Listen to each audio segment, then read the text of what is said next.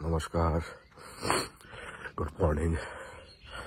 আরো একটি সুন্দর দিন, আরো একটি সুন্দর সকালে সবাইকে স্বাগত জানিয়ে আজকে আমার 365 ডেজ চ্যালেঞ্জের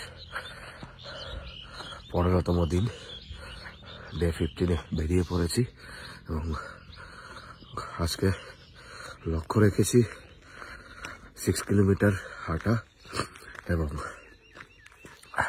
নিজেকে আবারও সে ট্র্যাকে আনার। মিডিলে একটা দিন আমার বন্ধ গিয়েছে, গ্যাপ গিয়েছে, সেটা একটা বিশেষ কারণে, সেটা আপনাদেরকে পরে জানাবো। এবং নিজে 365 ডেজ যে চ্যালেঞ্জ যেটা নিজেকে আমি দিয়েছি সেটাকে পূরণ করার জন্য প্রতিদিন নিজের মধ্যে নতুন করে এনার্জি আনা এবং নিজের স্বপ্ন যেটা আছে সেটাকে পূরণ করার জন্য নিজেকে প্রস্তুত করার যে চ্যালেঞ্জ দিয়েছি সেটাকে একটু একটু করে নিয়ে যাওয়ার চেষ্টা করছি লক্ষ্যে।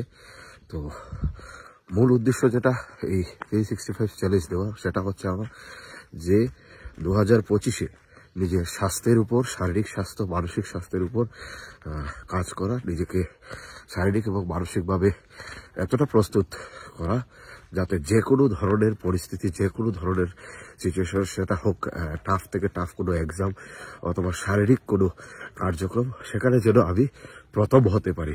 এই হচ্ছে মূলত মূল লক্ষ্য আমার, যে 365 ডেজে নিজেকে কেন এই চ্যালেঞ্জটা দিলাম। অনেকে আমাকে কমেন্টে লিখছিলেন, আমার সঙ্গে যাদের দেখা হচ্ছিল তারা সবাই সে প্রশ্নগুলো হঠাৎ করে কেন এই সকাল সকাল উঠে এবং এই সবাইকে 1 ঘন্টার সময় শারীরিকভাবে মানসিকভাবে নিজেকে প্রস্তুত রাখার জন্য দেওয়ার কথা, যোগা ব্যায়াম করার কথা কেন বলছিলাম। এটাই হচ্ছে তার মূল কারণ। এবং আজকের সকালটা শুরু করেছি আবার একদিন ব্রেক নিয়ে, তো দেখা যাক কি হয়। আজকের টাস্ক যেটা ছিল 6 কিলোমিটার হাঁটা এক্সারসাইজ, সেটা কমপ্লিট এবং আগামীকালের জন্য আবার প্রস্তুত এবং নিজেকে একদিন ব্রেক দিয়ে পুনরায় শুরু করা অনেকটা ভালো লাগছে।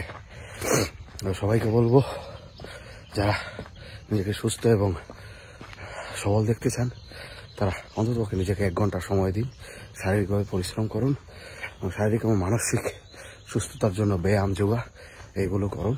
তবেই আমাদের 2025 সালটা সুস্থভাবে আমরা কাটতে পারবো। ভালো থাকবেন, আপনাদের সকলের দিনটা খুব ভালো কাটুক।